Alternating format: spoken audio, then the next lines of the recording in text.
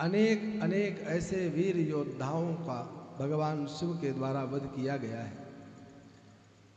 जितने भी योद्धा, जितने भी दैत्य हैं, राक्षस हैं, इन सभी का चरित्र भी अपने आप में बड़ा पावन है। ये सब कहीं ना कहीं भगवान शिव की भक्ति से ओतप्रोत थे। जैसा कि प्रारंभ में आपको बताया गया था, भगवान को प्राप्त करने के मार्ग अलग अलग हो सकते हैं, लेकिन पहुंचने का स्थान एक ही है। वही स्थान जहाँ योगी तपस्वी ध्यान करके तप करके पहुंचते हैं, वही वह वीर, वही राक्षस, वही दैत्य भगवान से शत्रुता में व्यवहार करके पहुंच जाते हैं, शत्रुतापूर्ण व्यवहार करके पहुंच जाते हैं। कारण उसमें केवल इतना है, अहर्निश भगवान का चिंतन। भक्त भी अहर्निश भगवान का ध्यान करता है, पूजन करता है, संकीर्तन करता है, कथा श्रवण करता है। उसी प्रकार यह जितने दैत्य हैं, जितने दानव हैं, यह भी भगवान को अहर्निश चिंतन करते हैं। और भगवान का कथन है श्रीमद् भगवत गीता में, ये यथा माम प्रपद्यन्ते तांस तथैव भजाम्यहम्। जो जिस भावना से मेरा भजन करता है, मेरा ध्यान करता है, भगवान कहते मैं भी उसको उसी भावना से भजन करता हूं, मैं भी उसका भजन करता हूं, मैं उसे आत्मसात कर लेता हूं। सनत कुमार जी महाराज और नंदीश्वर जी महाराज का परम पावन संवाद चल रहा है। सनत कुमार जी महाराज और व्यास भगवान को सुंदर चरित्र सुना रहे हैं। सनत कुमार जी महाराज कहते हैं, हे वेद व्यास, एक बार देवगुरु बृहस्पति इंद्र को साथ में लेकर के भगवान शिव का दर्शन करने के लिए निकले, तो भगवान शिव के अंदर भी एक लीला करने का संकल्प हुआ। उन्होंने कहा, ये मेरे दर्शन करने तो आ रहे हैं, पर परीक्षण किया जाए, ये मेरे कितने बड़े भक्त हैं, कितनी श्रद्धा से मेरे पास आ रहे हैं। भगवान शिव एक दिगंबर का वेश बना करके महातेजस्वी मस्तक पर जटाजूट धारण करके और मार्ग में आकर के लेट गए, मार्ग को अवरुद्ध कर दिए। जब देवगुरु बृहस्पति और इंद्र उस स्थान पर आए, तो इंद्र ने उस जटाजूटधारी उस तपस्वी को देखा और कहा कि भैया रास्ता दो। भोलेनाथ ने कहा कि मैं रास्ता नहीं दूंगा, जहां से तुम्हें दिखाई दे वहीं से निकल जाओ। उस समय इंद्र को क्रोध आया, इंद्र ने अपना वज्र उठाया, मारने को उद्यत हुआ, तो भगवान शिव की कृपा से उसका वज्र स्तंभित हो गया। दूसरे अस्त्र शस्त्र को उठाने का प्रयत्न किया, वह भी स्तंभित हो गया। विचार करने लगा कि यह कौन तपस्वी है जो इतना शक्तिशाली है कि मैं इसे मार भी नहीं पा रहा हूं। उस समय भगवान शिव को क्रोध आ गया। भगवान शिव ने कहा कि अभी मैं तुमको दंड देता हूं। तुरंत देवगुरु बृहस्पति चरणों में प्रणाम करते हैं, क्षम्यताम क्षम्यताम, क्षमा करिए प्रभु, यह समझ नहीं पाए, मैं आपके उस स्वरूप को पहचान गया हूं। शिव भगवान कहने लगे, हे देवगुरु बृहस्पति, यह जो मेरी अग्नि ज्वाला है, ये बिना किसी को भस्म किए रह नहीं सकती। इस इंद्र ने बहुत बड़ा अपराध किया है। एक तरफ मेरा दर्शन करने जा रहा है और दूसरी तरफ संत ब्राह्मणों के प्रति इसके हृदय में तनिक भी भाव नहीं है, श्रद्धा नहीं।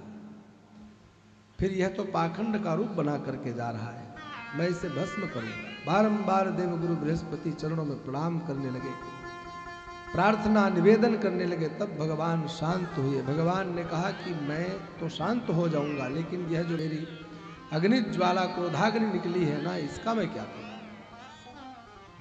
तब देवगुरु बृहस्पति विचार करने लगे।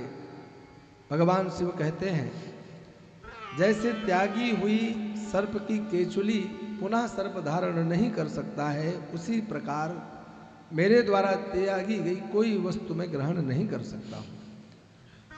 मैं इस शरणागत इंद्र को क्षमा कर देता हूं, परंतु इस अग्नि का आप कोई ना कोई यत्न पूर्वक उपाय करो। देवगुरु बृहस्पति ने उस अग्नि को लिया, ले जाकर के समुद्र में डाल दिया। ये भगवान की वडवाग्नि थी, यह भगवान की क्रोधाग्नि थी। आज यहीं पर जीव रक्षा के लिए देवगुरु बृहस्पति ने जो यत्न किया, आज भोलेनाथ ने इनका नामकरण कर दिया जीव। देवगुरु बृहस्पति का बृहस्पति भी नाम है, गुरु भी नाम है और जीव भी नाम पड़ गया। उसके पश्चात उस अग्नि को जब जाकर के समुद्र में डाल दिया, उसी समय वही अग्नि एक बालक के रूप में परिणत हो गई। वह बालक उच्च स्वर से रोने लगा। उसके रोने से इतनी आवाज आई कि संपूर्ण पृथ्वी कंपायमान होने लगी। स्वर्गलोक, सत्यलोक, सब जगह लोगों को वह आवाज सुनाई पड़ी। सब व्याकुल हो गए, सबके धैर्य खोने लगा। सभी देवता, ऋषि, मुनि ब्रह्मा जी की शरण में गए। जाकर पूछा, महाराज ये क्या है, किसकी आवाज आ रही है? ब्रह्मा जी महाराज कहते हैं, हे नारद, मैं उस समय वहां से उठा, दौड़ा दौड़ा गया। मैंने देखा कि समुद्र में एक बालक रो रहा है। मैंने वहां जाकर के समुद्र में पहुंचा, उस बालक को गोद में उठाया, जात कर्मादि संस्कार करने का प्रयत्न किया। ब्रह्मा जी कहते हैं कि बालक को जैसे ही मैंने गोद में लिया, बालक मेरी गर्दन को पकड़ लिया और मेरी ग्रीवा दबाने लगा। जालंधर बंद जो होता है उसको ही मेरे दबाने लगा। मुझे लगा कि अगर थोड़ी देर मैंने इस बालक को नहीं हटाया तो मेरे प्राण ही चले जाएंगे। बालक को जैसे तैसे अलग किया। इसी कारण से उस बालक का नाम मैंने जालंधर रख दिया। मैंने उस बालक को ले जाकर के शुक्राचार्य को समर्पित किया। शुक्राचार्य की कृपा से कालांतर में कालनेमि की पुत्री वृंदा से उसका विवाह करा दिया गया। अब वह एक छत्र सम्राट बन गया। जालंधर ने आज अचानक अपने शासन करते हुए एक दिन राहु को देखता है। राहु का सर नहीं, कटा हुआ सर देखता है। शुक्राचार्य से पूछने लगे कि राहु का सिर किसने काटा? शुक्राचार्य कहने लगे, पहले विरोचन पुत्र बलि ने सभी देवताओं को पराजित कर दिया था। उस समय देवताओं ने और विष्णु ने मिलकर के आपस में समुद्र मंथन किया था। समुद्र मंथन के समय अमृत प्राप्त हुआ था। उस समय विष्णु ने छल पूर्वक देवताओं को अमृत पान करा दिया और उस समय यह राहु थोड़ी अमृत पान करने की इच्छा से देवताओं की पंक्ति में बैठा। उस समय सूर्य चंद्र ने जब उन्हें संकेत किया तो उन्होंने सुदर्शन चक्र से इसका मस्तक भेदन कर दिया। आज शुक्राचार्य से इस वृत्तांत को सुनकर जालंधर को बड़ा क्रोध आया। अपने एक दूत को बुलाया जिसका नाम था घसमर। उसको बुला करके संदेश दे करके इंद्र के पास भेजा। दूत इंद्र के पास में गया, जा करके कहा कि मैं दैत्याधिपति जालंधर का दूत हूं। हे देवराज, तुम्हें मेरे राजा की बात माननी चाहिए। उन्होंने कहा है कि जितने भी समुद्र मंथन से तुम्हें रत्न अब तक प्राप्त हुए हैं, संपूर्ण रत्नों को चरणों में उनके जाकर डाल दो। उनके शरण में जाओ, वह तुम्हारी रक्षा करेंगे। ऐसा ना करने पर तुम आपत्ति में पड़ जाओगे। दूत के वचन सुनकर इंद्र तो बहुत विस्मित हुआ, लेकिन क्रोध भी आया और कहा, हे जालंधर के दूत, जाओ और जाकर के अपने राजा से कह देना कि पहले मेरे ही भय से भयभीत पर्वतों ने जितने भी रत्न थे सब समुद्र में डाल दिया था।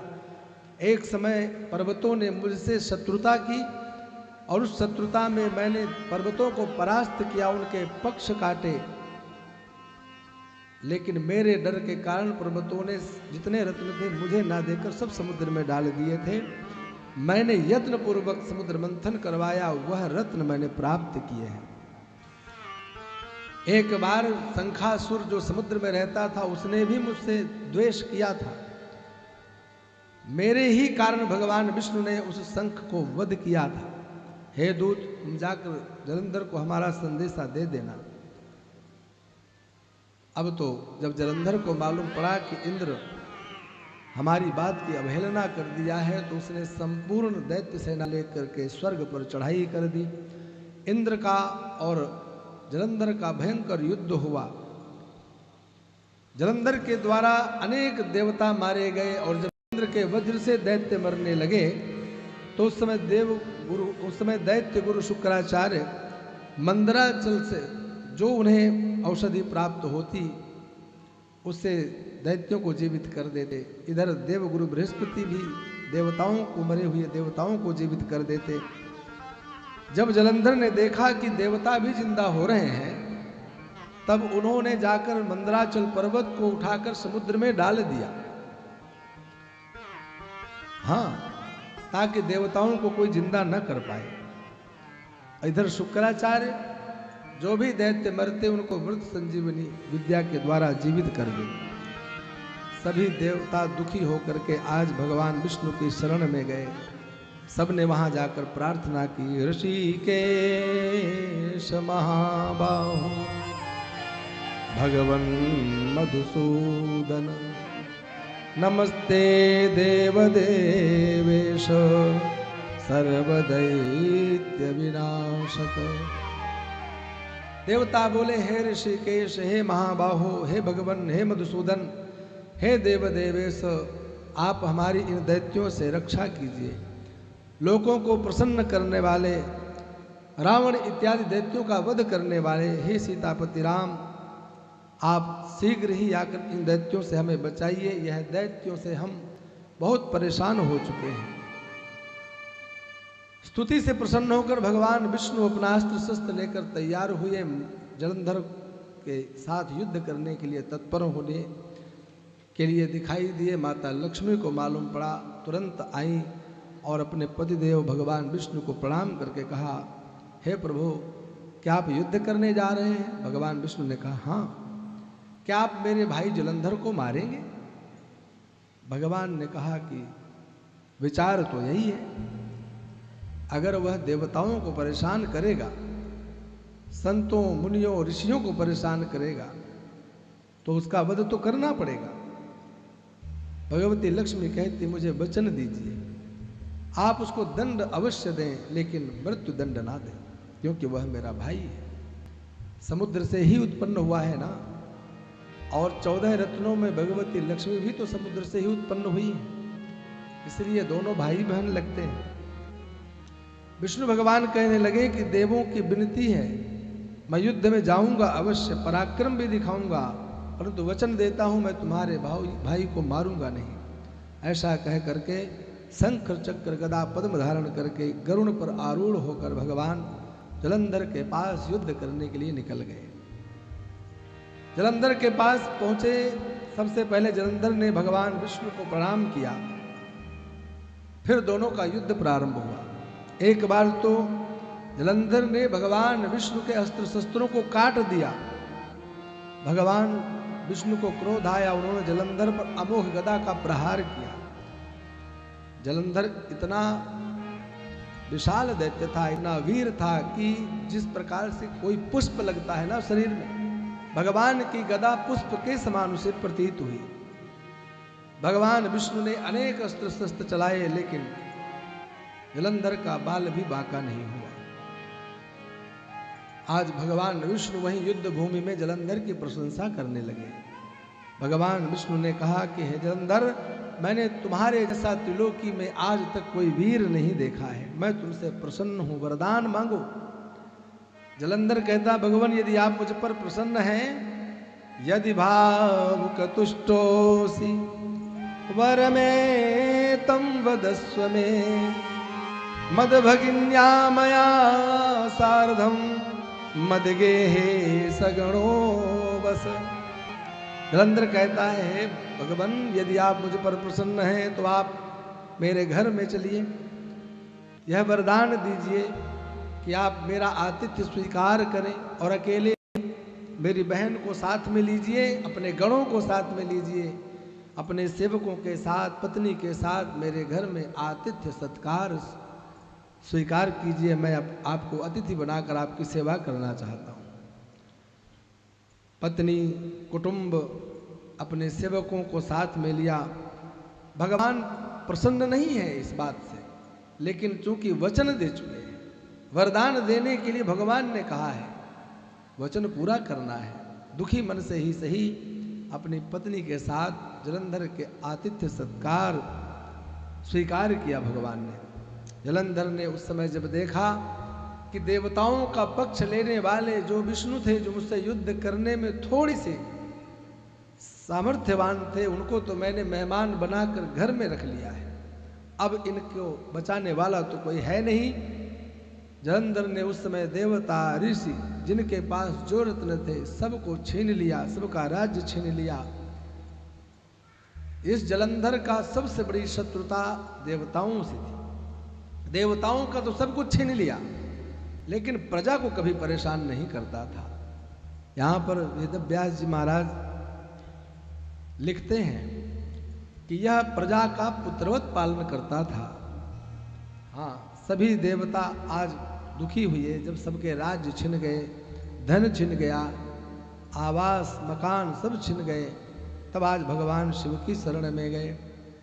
जाकर सबने भगवान शिव से प्रार्थना की और कहा कि भगवान इसके अत्याचारों से हमें बचाइए, हम लोगों का कुछ भी शेष बचा नहीं है।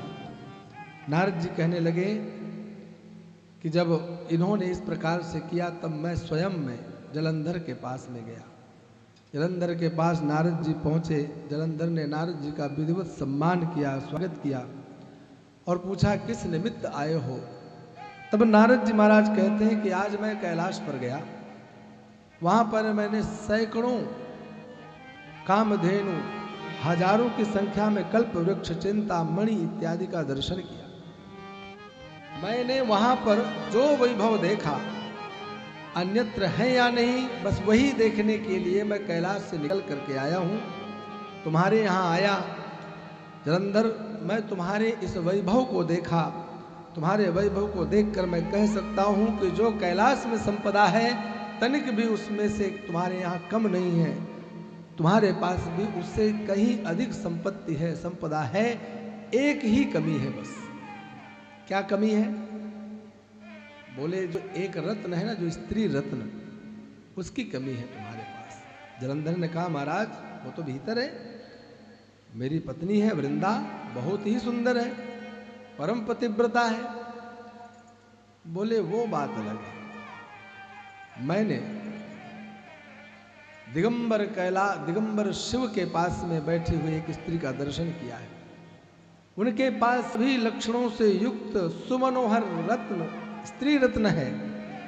ऐसा मनमोहक दृश्य मैंने आज तक नहीं देखा है। ऐसी सुंदर स्वरूपवती स्त्री का दर्शन मैंने त्रिलोकी में नहीं किया है। और देखो राजन, सुंदरता उसी के लिए होती है जिसके पास उस सुंदरता का सम्मान करने की सामग्री हो। उन शिव के पास क्या है? नग्न रहते हैं, ना उनका कोई घर मकान और ना ही किसी भी प्रकार से वह राजाओं के समान दिखते हैं, ना वो सुंदर हैं। अरे असली सुंदरता तो तुम्हारे पास है, धन है, वैभव है, वीर हो। वास्तव में यदि वह पत्नी रूप में तुम्हें स्त्री रत्न मिल जाए तो फिर कहने ही क्या है। ऐसे थोड़ी सी आग लगाई और चले गए। रात नारद जी महाराज को शास्त्रों में कहा नारद कलह प्रिय। नारद को कलह प्रिय है, कलह प्रिय है। लेकिन इसका अर्थ यही नहीं लेना चाहिए कि नारद सबसे कलह कराते रहते हैं। सबको अपने अपने कार्य बटे हुए हैं, अपने अपने जिम्मेदारियों का सब निर्वाह करते हैं। मैंने एक दिन कथा में आप लोगों से निवेदन किया था कि नारद हुए, दुर्वासा जी हुए, महर्षि अगस्त जी हुए, जिनके बारे में हम लोग इस प्रकार से सुनते हैं कि वह क्रोध करते हैं, नारद जी लड़ाते रहते हैं। तो इसके पृष्ठभूमि में जाकर के आप देखेंगे तो पाएंगे कि इनके क्रोध के बावजूद भी किसी भक्त का कल्याण ही हुआ है। नारद के कलह के बावजूद भी किसी न किसी का कल्याण ही हुआ है। ऐसे ऐसे भक्त जिन्हें कोई नहीं जानता था, जैसे राजर्षि अम्बरीश जी महाराज, जिनका चरित्र भागवत में है, जो एकादशी का व्रत किया करते थे। राजा होते हुए भी भगवान विष्णु का मंदिर में जाकर स्वयं झाड़ू लगाते थे, स्वयं चक्की चलाते थे, स्वयं आटा निकालते थे, स्वयं भगवान का भोग तैयार करते थे। एक छत्र सम्राट वह चाहे तो कितने ही पुजारी मंदिर में रख दे, लेकिन नहीं, राजा होते हुए भी भगवान की अंग सेवा, भोग सेवा, आरती सेवा स्वयं करते थे। दुर्वासा जी ने देखा कि ऐसा राजा, ऐसा राजर्षि भक्त, और इसको कोई जानता ही नहीं है। उन्होंने अपना क्रोध करके जब राजा के यहां पहुंचे, राजा ने द्वादशी रहते सोचा कि पहले ब्राह्मण को जिमाऊं, बाद में मैं पारणा करूंगा, और थोड़ा विलंब हुआ और उन्होंने जलपान कर लिया। दुर्वासा को क्रोध आने पर फिर क्या क्या घटना घटी वह विस्तार में मैं नहीं जाता हूं, आप लोगों को मालूम है। वहां पर दुर्वासा को क्रोध आया और दुर्वासा ने राजर्षि अम्बरीश को दंडित करने का प्रयास किया, लेकिन उसके बावजूद भी भगवान ने अपने भक्त की रक्षा की और उसी भक्त से दुर्वासा जी को क्षमा भी मांगी। कहने का तात्पर्य केवल इतना कि जिस राजा अम्बरीश को कोई नहीं जानता था, महर्षि दुर्वासा के क्रोध मात्र से संपूर्ण जग में वह विदित हो गए। शास्त्रों में उनका दृष्टांत लिख दिया गया कि दुर्वासा जी का ही चमत्कार है। भक्त प्रहलाद हो, ध्रुव हो, अनेकों ऐसे भक्त हैं जिन्हें कौन जानता। यदि नारद जी महाराज भूमिका में नहीं आए होते, नारद जी महाराज ने भक्त ध्रुव का मार्गदर्शन न किया होता, नारद जी महाराज ने जाकर भक्त प्रहलाद को गर्भावस्था में भगवत विज्ञान न दिया होता, तो इन भक्तों को कौन जानता। इसलिए इनके कलह के पीछे, क्रोध के पीछे भी कितना बड़ा विज्ञान छिपा है, इसको समझने की आवश्यकता है। नारद जी महाराज इस जलंधर का कल्याण कराने की इच्छा किए, इसका भी कल्याण होना चाहिए, और किस विधि से हो, ये भगवान शिव के द्वारा किस प्रकार से इसका वध होगा, किस प्रकार से कल्याण होगा। तुरंत उन्होंने जाकर के यह कार्य किया कि जलंधर, जो कि भगवान शिव की क्रोध रूपी अग्नि से उत्पन्न है, अर्थात यह भी भगवान शिव का पुत्र ही तो है, और एक पुत्र अपनी मां के प्रति विपरीत दृष्टि डाले, इससे बड़ा घोर पाप और क्या हो सकता है, इससे बड़ा अनर्थ और क्या हो सकता है। अगर भगवान शिव कार्तिकेय के पिता हैं, अगर गणपति की माता पार्वती माँ है, तो दोनों के एक पिता और एक माता भी तो है। उसी प्रकार भगवान शिव की कोपाग्नि, बड़वाग्नि से उत्पन्न यह जालंधर, तो उसकी भी माँ पार्वती ही तो है। नारद जी महाराज ने बहुत ऐसा रास्ता बढ़िया निकाला कि जिसमें भगवान की क्रोध की कोई सीमा ना रहे, ऐसी आग लगाई। जलंधर, तुम्हारे पास सब कुछ है, सारे रत्न हैं, लेकिन तुम्हारे पास स्त्री रत्न नहीं है, जैसा शिव के पास है। जैसा उसने चर्चा सुनी, जैसा उसने सुंदरता के बारे में सुना, नारद जी के जाने के बाद उसी का चिंतन करने लगा। आज एक सैंघ के दूत को बुला करके कहा, जाओ जाकर के शिव से जाकर मेरा संदेशा कहो। वह दूत गया भगवान शिव के पास। मैं जलंधर का दूत हूँ, उनका संदेश आपकी सेवा में प्रेषित कर रहा हूँ। उन्होंने कहा है कि हे शिव, तुम वन में रहने वाले हो, भूत प्रेत तुम्हारी सेवा में रहते हैं, तुम्हारा सुंदर स्त्री रत्न से क्या संबंध है। त्रिलोकी में जितने रत्न थे इस समय सब हमारे महाराज जलंधर के पास है। महाराज जलंधर के पास ब्रह्मा का वह हंस युक्त विमान है, इंद्र का ऐरावत हाथी, पारिजात वृक्ष है। हे जटाधारी, तुम्हारे पास इस सुंदर स्त्री रत्न से क्या प्रयोजन सिद्ध होने वाला है? तुम तो अस्थियों की माला धारण करने वाले हो, तुम नरमुंड धारण करते हो, आप श्मशान में निवास करते हो और एक स्त्री को भी धारण करते हो, यह तो बहुत विपरीत करते हैं। हाँ, तुम अपनी स्त्री रत्न को हमारे महाराज जलंधर को जाकर के समर्पित कर दो, उस स्त्री को भी बड़ी प्रसन्नता होगी। ऐसा उस दूत के द्वारा भगवान ने सुना। हे व्यास जी, भगवान शिव के भ्रू मध्य से उस समय भयंकर शब्द करता हुआ एक भयंकर तेजस्वी पुरुष उत्पन्न हुआ, जिसका सिंह के समान मुख था। वह तुरंत भगवान शिव को प्रणाम किया। भगवान शिव से कहा, भगवान मुझे आदेश दीजिए।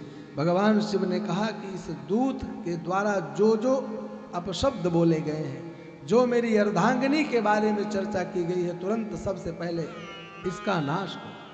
वह भगवान से उत्पन्न वह गण उस दूत को मारने के लिए चला। जब देखा उस दूत ने कि अब मेरे प्राणों को बचाने वाला कोई नहीं है, तो भगवान शिव के चरणों में गिरा, मेरी रक्षा करो, मेरी रक्षा करो, यह तो मुझे खा जाएगा। भगवान शिव को दया आ गई। भगवान शिव ने अपने गण से कहा, रुको रुको, छोड़ दो इसको, छोड़ दो, इसे प्राण दंड मत दो, इसे खाना मत। भगवान शिव ने छुड़वा दिया। आज भगवान का वह गण जो उत्पन्न हुआ था, उसने कहा, भगवान मुझे तो जोरों की भूख लगी, आपने मुझे उत्पन्न तो कर दिया और मैं खाने जा रहा हूं, आपने मना भी कर दिया, मैं खाऊं क्या? भगवान ने कहा, ज्यादा भूख लगी है तो अपने हाथ पैर खा लो, अपने अंग खा लो। और उसने अपने अंगों को खाना प्रारंभ कर दिया। हाथ पैर शरीर सब कुछ चट कर गया, देखते ही देखते सब कुछ खा गया, केवल मुख भाग बचा, मुख भाग बचा, हाथ पैर विहीन केवल सिर। शिव जी कहने लगे, मेरी आज्ञा का पालन करने वाले हे गण, तुम धन्य हो। आज से पहले मैंने ऐसा आज्ञाकारी गण, ऐसा आज्ञाकारी शिष्य नहीं देखा है। तुम्हारी कीर्ति, तुम्हारे इस मुख की कीर्ति चारों दिशाओं में फैलेगी, तुम्हारा नाम आज से कीर्ति मुख होगा। संसार में कोई भी भक्त यदि मेरा पूजन करेगा और यदि तुम्हारा पूजन नहीं करेगा तो वह पूजन अधूरा रहेगा। हाँ, मेरी पूजा के साथ तेरी पूजा आवश्यक हो जाएगी। कीर्ति मुख नामक गण को भगवान ने प्रतिष्ठित किया। आज भी आप जितने भी ज्योतिर्लिंगों में जाएंगे, दरवाजे पर, द्वार पर कीर्ति मुख विराजमान रहते हैं। महाकाल भगवान में जाएंगे, वहां पर भी द्वार पर, दरवाजे के ऊपर कीर्ति मुख भगवान विराजमान है। बिना कीर्ति मुख भगवान को प्रणाम किए आप भगवान के समीप में नहीं जा सकते। आज उस दूत को लगा कि आज मुझे अपना नया जन्म मिला है। जाकर के अपने स्वामी जलंधर को संपूर्ण संदेशा सुनाया, महाराज मेरी तो प्राण बच गए। आपने ऐसा संदेशा दिया कि संदेशा सुनाते ही मुझे लगा कि मेरे प्राण निकल जाएंगे। उस समय जलंधर को बड़ा क्रोध आया। उसने काल नेमी, शुंभ निशुंभ इत्यादि अनेक दैत्यों को बुलाया और सबको बुला करके कहा कि सब युद्ध के लिए तैयार हो जाओ। अनेक असुर दैत्यों को साथ में लेकर के, शुक्राचार्य को साथ में लेकर के भगवान शिव से युद्ध करने के लिए यह जलंधर निकल गया। युद्ध का उद्देश्य स्त्री प्राप्ति ही है, स्त्री रत्न को प्राप्त करने का ही उद्देश्य है। भयंकर युद्ध प्रारंभ हुआ, दोनों तरफ से घमासान युद्ध प्रारंभ हुआ। भगवान के साथ भी नंदी हैं, वीरभद्र हैं, कार्तिकेय हैं, गणपति हैं, संपूर्ण गण हैं, और उधर से भी उसके साथ अनेक अनेक दैत्य सेना है। दोनों का भयंकर युद्ध प्रारंभ हुआ। जलंधर के शुंभ निशुंभ और कालनेमी आदि सेनापति के साथ गणपति कार्तिकेय का युद्ध हुआ। आज गणपति और कार्तिकेय ने उन्हें परास्त किया। जलंधर ने परिधि इत्यादि धारण करके भगवान के गण वीरभद्र इत्यादि को ऐसी चोट पहुंचाई कि धराशायी हो गए, इतना वीर था यह। पश्चात भगवान शिव और इस जलंधर का युद्ध प्रारंभ हुआ। युद्ध करते करते इसने एक माया की रचना की।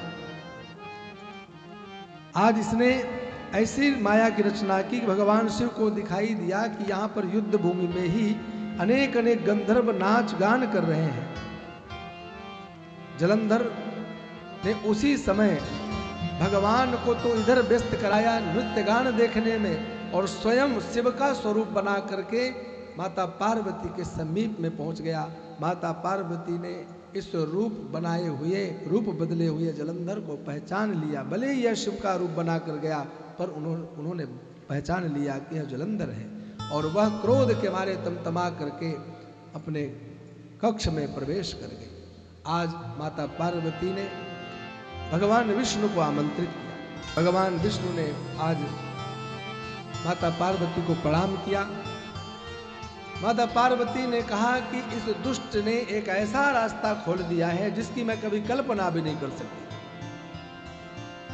इस दुष्ट ने भगवान शिव से छल किया है। उस दैत्य ने शिव का स्वरूप बनाकर मेरे पास में आया है। जब इसने रास्ता खोल ही दिया है तो मेरी आज्ञा है तुम भी जाओ, क्योंकि इसका जीवन इसकी पत्नी के द्वारा ही सुरक्षित है।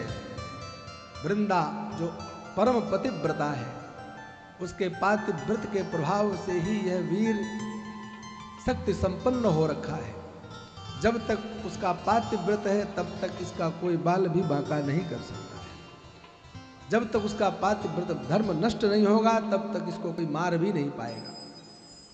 इसलिए आप मेरा आदेश मान करके जाओ और इसके पत्नी का सतीत्व नष्ट करो, पातिव्रत भंग करो। पार्वती माँ के कथनानुसार भगवान विष्णु उस पतिव्रता वृंदा का धर्म नष्ट करने के उद्देश्य से जालंधर के निवास स्थान के पास एक बगीचे में पहुंच गए। वहां जाकर के एक तपस्वी का वेश बना करके ठहर गए और रात में अपनी माया से वृंदा को एक स्वप्न दिखाते हैं। कृष्ण प्रसून भूषाढ्यम कृव्यादगण सेवितम दक्षिणांशम गतम मुंडम तमसा च वृतम तदा।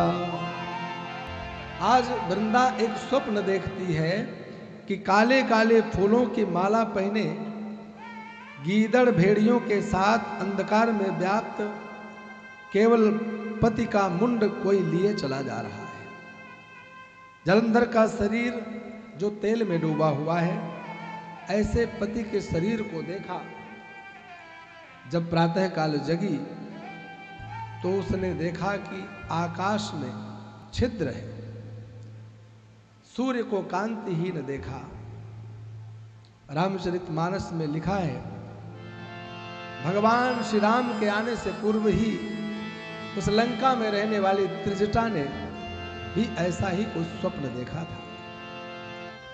खर आरूढ़ नगन दस सीसा, खर आरूढ़ नगन दस सीसा, खर आरूढ़ नगन दस सीसा, खर आरूढ़ नगन दस सीसा, मुंडित सिर खंडित भुज बीसा, मुंडित सिर खंडित भुज बीसा।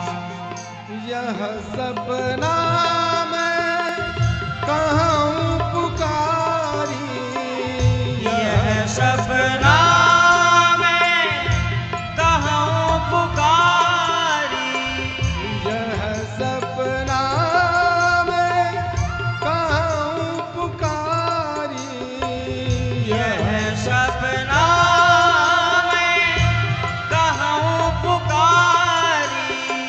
होई सत्य गए दिन चारी, होई सत्य गए दिन चारी। त्रिजटा ने उस समय देखा था कि रावण का मुंडन करा करके और गधे पर बैठा करके घुमाया जा रहा है। वही सब स्वप्न, ऐसा ही स्वप्न आज यह वृंदा अपने पति देव के लिए देखती है।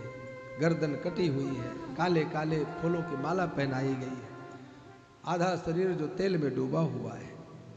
वृंदा ऐसा स्वप्न देख करके रोने लगी, अपनी सखियों के साथ वन में खिन्न मन से घूमने लगी। वहां पर वन में घूमते, बगीचे में घूमते घूमते एक देखती है कि वहां शिष्यों सहित एक तपस्वी मौन होकर के बैठे। वृंदा उस तपस्वी के पास में अपने पति के दुख को सुनाने के लिए गई तो साधारण नहीं, जा करके उस तपस्वी के कंधे पर हाथ रख देती, गले में हाथ रख करके बैठती है और अपने पति देव के बारे में कहती है। वृंदा कहती है, तपस्वी, तुमने मेरे स्वामी के बारे में अगर कुछ जानकारी हो तो मुझे बताने की चेष्टा करो। मेरे स्वामी और शिव का युद्ध हो रहा है, युद्ध में मेरे स्वामी की क्या दशा है, कृपा करके मुझे बताएं। तपस्वी ने मौन रख करके ऊपर की ओर दिखाया। 2 वानर आकाश मार्ग में दिखाई दिए।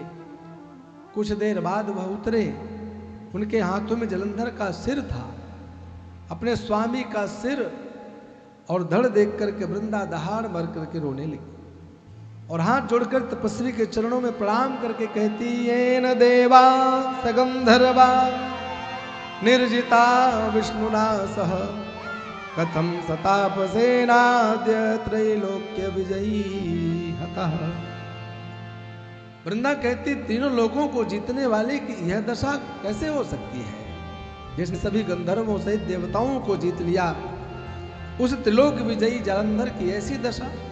वृंदा तपस्वी के चरणों में गिरकर प्रणाम करती है, हे प्रभु, मेरे स्वामी को आप जीवित कर दीजिए, हाँ जीवित कर दीजिए। जैसे मंदोदरी को भी इसी प्रकार से लगा था और वह भी प्रार्थना कर रही थी ना, शेष कमठ सही सकहि न भारा, शेष कमठ सही सकहि न भारा, सो तनु भूमि पर भरी छारा, सो तनु भूमि पर भरी छारा, वरुण कुबेर सुरेश समीरा, वरुण कुबेर सुरेश समीरा, रन सन मुख धरि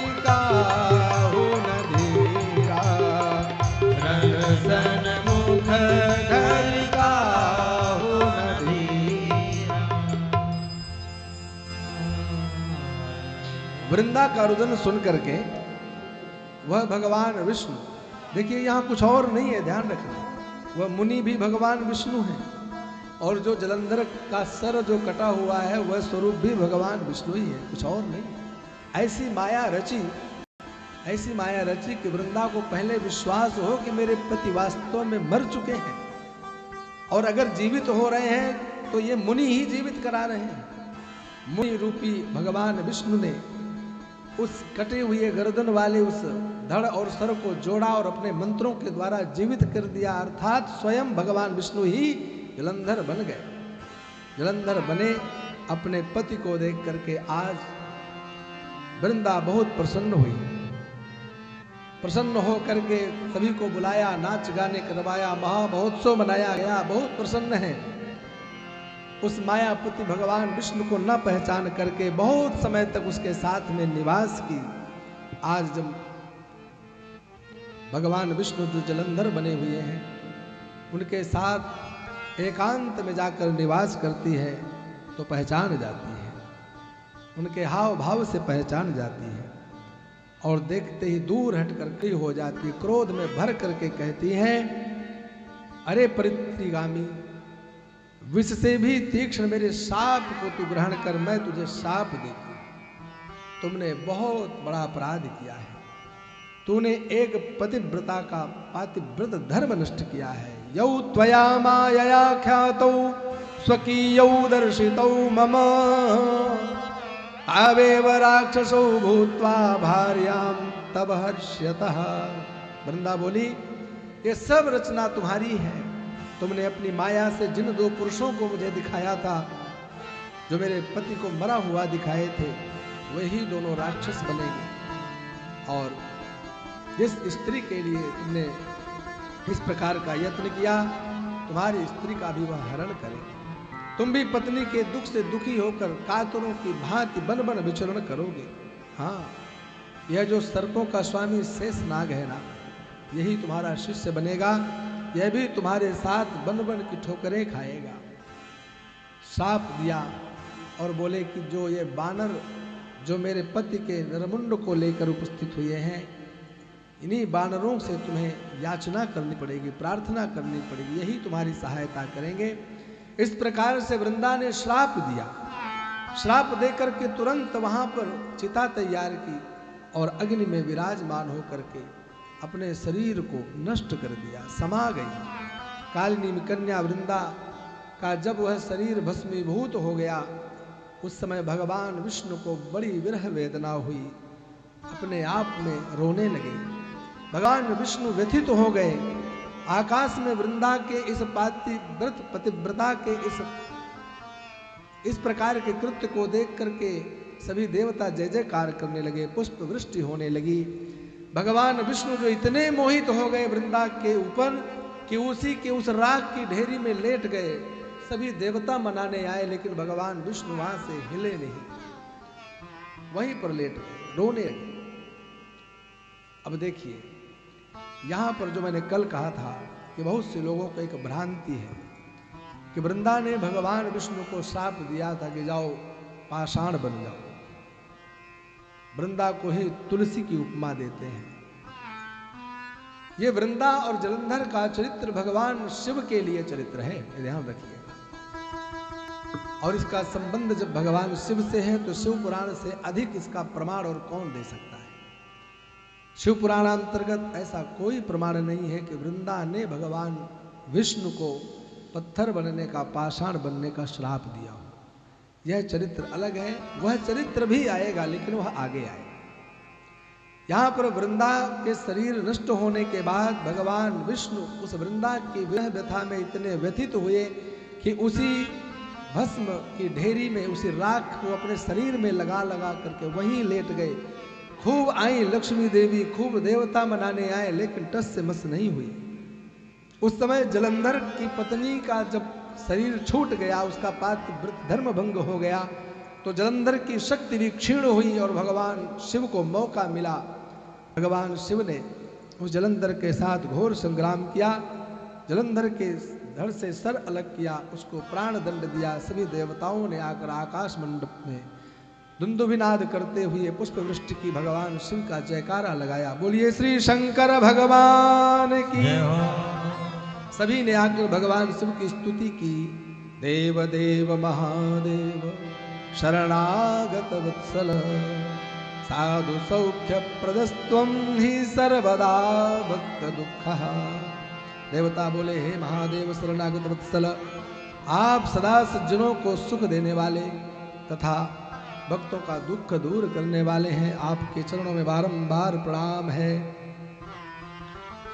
सनकादि महाराज कहते हैं, जलंधर वध के उपरांत भगवान शिव ब्रह्मादिक देवता सब एकत्रित हुए। सब ने भगवान शिव से कहा, प्रभु सब कुछ तो ठीक है, लेकिन अब भगवान विष्णु जो इस समय वृंदा के वशीभूत होकर के और उस राख की ढेरी में ही पड़े हुए हैं, उनको कैसे उनसे बाहर किया जाए, उन्हें कैसे स्वस्थ किया जाए। शंकर जी महाराज कहते हैं कि वो हमारे मनाने से नहीं मानेंगे। आप लोग जाएं, पार्वती की आराधना करें, वही प्रसन्न हो करके उनको उस स्थान से बाहर ला सकती हैं। उन्हीं की माया से संपूर्ण जगत व्याप्त है।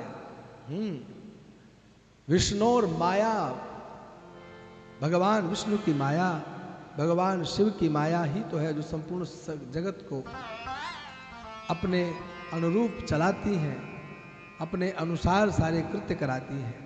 ब्रह्मादि देवों ने भगवती पार्वती का जाके स्तवन किया। आज माता पार्वती उत्पन्न हुई। देवों की विनती सुनकर के आकाश में एक तेज पुंज दिखाई दिया, आकाशवाणी हुई, हे देवताओं, मैं सत्व गुण से लक्ष्मी, रजोगुण से गौरी और तमोगुण से सुरा के नाम से विख्यात हूँ। अतः आप उन्हीं तीनों देवियों की स्तुति करो। सभी देवताओं ने जाकर के तीनों देवियों की स्तुति की। तीनों देवियां प्रकट हुई। प्रकट होकर के देवताओं को तीनों ने अपने अपने तरफ से कुछ बीज दिए। जहाँ पर भगवान विष्णु लेटे थे, देवियों ने कहा जाओ उसी राख की ढेरी में, वृंदा की उस भस्म की ढेरी में इन बीजों को बो देना। सभी देवता गए, उन बीजों को जा करके बो दिया। देवताओं ने वृंदा की उस चिता भस्म में उन बीजों को बोया। उन बीजों के बोने के पश्चात विधात्री से धात्री, जो भगवान ब्रह्मा जी की पत्नी थी, उनसे धात्री, धात्री माने आमलकी, आंवले का वृक्ष, लक्ष्मी जी के बीज से मालती और गौरी जी के बीज से तुलसी देवी प्रकट हो गई।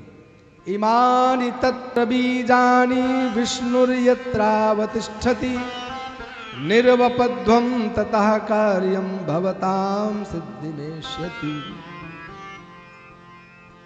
ये तीनों बीजों से 3 प्रकार की औषधियां तैयार हुई। एक आंवले का वृक्ष, एक मालती का वृक्ष और एक तुलसी का वृक्ष। अब तीनों में आपस में प्रेम नहीं था। जो लक्ष्मी जी से उत्पन्न मालती का वृक्ष था ना, लक्ष्मी जी को जब देखा लक्ष्मी जी ने कि ये तीनों देवियां भगवान विष्णु के पास, यानी भगवान ने उन वृक्षों को देखा, उनसे अधिक प्रेम करने लगे कि वृंदावन के शरीर से उत्पन्न यह पौधे हैं, उनसे और उनका प्रेम हुआ। तो लक्ष्मी जी को सहन नहीं हुआ। हाँ, लक्ष्मी जी को जब सहन नहीं हुआ तो उस समय लक्ष्मी जी का वृक्ष का स्वरूप बदल गया और भगवान विष्णु की माया थी कि वह बरबरी का वृक्ष बन गया। वहीं पर बरबरी कहते हैं जंगली बेर। आपने देखा हो ना, जंगलों में छोटे छोटे बेर की झाड़ी होती है। तुरंत बदल गया स्वरूप, यानी एक आंवला, इधर तुलसी और उनके स्वरूप से बरबरी का वृक्ष बन गया। कार्तिक के महीने में धात्री और तुलसी दोनों का पूजन विशेष महत्व रखता है।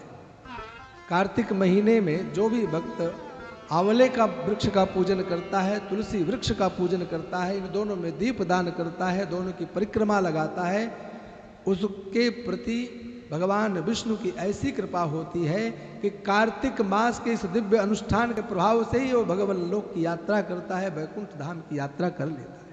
यह शिव शास्त्र में इसका प्रमाण है, स्पष्ट है।